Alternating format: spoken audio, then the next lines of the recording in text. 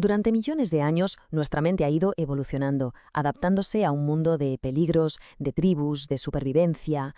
Hoy vamos a hacer un viaje fascinante a través de esa historia, porque solo así podremos entender una de las grandes contradicciones de nuestro presente. Venga, empezamos. Uf, qué frase, ¿verdad? Es que resume a la perfección dónde estamos. Hemos logrado cosas increíbles como especie, hemos llegado a la Luna, pero la conquista de nuestro propio universo interior, de esas ansiedades, de esos pensamientos en bucle, esa sigue siendo la gran asignatura pendiente. Y aquí está la pregunta del millón, la gran paradoja que vamos a intentar resolver hoy.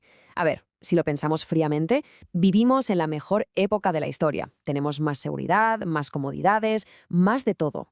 Entonces, ¿por qué narices padecemos más ansiedad y malestar mental que nuestros antepasados? La respuesta, como vamos a ver, está enterrada en lo más profundo de nuestro pasado. Para empezar a desenredar este lío, tenemos que hacer de arqueólogos de la mente. Hay que retroceder en el tiempo para examinar el sistema operativo con el que venimos de fábrica, un sistema que se forjó hace millones, pero millones de años. Esta cronología es clave para entender la escala de todo esto. Fijaos bien, nuestra mente se formó durante un tiempo larguísimo en un entorno que sencillamente ya no existe. Pasamos de una mente puramente de supervivencia a una social y, solo en el último suspiro de nuestra historia, a una mente que tiene que lidiar con el estrés de la civilización moderna. Vale, vamos a la base de todo, al software original. Lo primero que se instaló en nuestro cerebro fue la mente de supervivencia. Y su única misión, su obsesión, era muy simple: sobrevive. No estaba programada para la felicidad ni para encontrar un propósito en la vida. Su herramienta favorita, por supuesto, era el miedo. Una hipersensibilidad brutal al peligro que nos hacía ver amenazas por todas partes. ¿Y sabes qué? Ese programa todavía lo llevamos instalado. Y aquí viene un giro de guión alucinante. Un avance tecnológico, algo tan aparentemente simple como controlar el fuego, lo cambió todo a nivel psicológico. De repente, teníamos seguridad. Y con la seguridad por primera vez llegó el tiempo libre. Tiempo para no solo reaccionar, sino para pensar, para imaginar, para planificar. Y claro, con la capacidad de imaginar el futuro, nació también su cara B, la ansiedad por lo que podría pasar. Y sobre esa primera capa de supervivencia se instaló la siguiente. Durante cientos de miles de años, vivir en una tribu no era una opción, era la única forma de sobrevivir. El rechazo social, que te echaran del grupo, era literalmente una sentencia de muerte. Esto grabó a fuego en nuestro ADN un mecanismo biológico potentísimo: la necesidad de aprobación, de respeto, de pertenencia. Sentirnos aceptados se volvió tan vital como encontrar comida. Después de millones de años moldeados por la supervivencia externa, por el miedo al depredador y el rechazo de la tribu, la humanidad empezó a hacer algo radicalmente nuevo. Empezamos a girar la mirada hacia adentro, a explorar formalmente el misterioso y caótico mundo de la propia mente. Este viaje hacia el interior fue, como veis, muy lento. Primero, intentamos poner orden al caos creando mitos. Luego, los filósofos se atrevieron a hacer las preguntas directas. Más tarde, la ciencia empezó a tratar la mente como algo que se podía estudiar. Y finalmente, llegaron figuras como Freud para darnos la noticia bomba: una gran parte de lo que pensamos y hacemos ni siquiera lo controlamos conscientemente.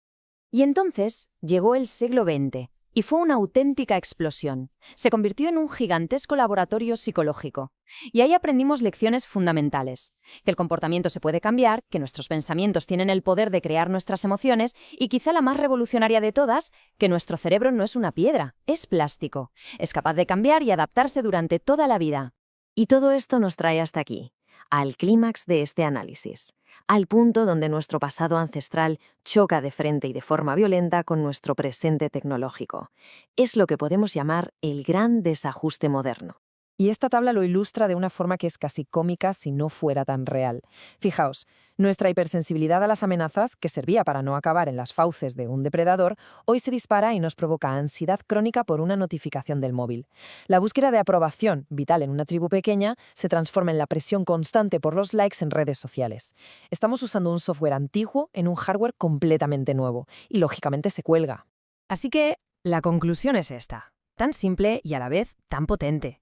Nuestro cerebro es antiguo, nuestro mundo es nuevo, y esta contradicción, este desajuste brutal, es la raíz de una grandísima parte de nuestro sufrimiento mental moderno. Nuestra psicología sencillamente no ha tenido tiempo de adaptarse a la velocidad de vértigo a la que hemos cambiado el mundo. Pero, ojo, entender el problema es el primer paso para encontrar la solución. En esta última parte, vamos a ver cómo comprender nuestro pasado puede darnos poder en el presente. Se trata de entender y saber escuchar nuestros propios ecos evolutivos. Y esto es fundamental. De verdad, esto es lo más importante. Los problemas de salud mental no son una señal de debilidad o un fallo personal. Son los ecos, los fantasmas de mecanismos de supervivencia que en otro tiempo fueron absolutamente esenciales para que siguiéramos aquí. La ansiedad no es una exageración, es un sistema de alarma que se ha quedado atascado en on. Entonces, ¿cuál es el camino? ¿Qué podemos hacer? Bueno, una posible hoja de ruta sería esta. Primero, reconocer y aceptar que nuestra mente es un instrumento antiguo. No podemos cambiarlo. Segundo, empezar a entender qué situaciones modernas nos activan esas respuestas arcaicas de miedo o de necesidad de aprobación.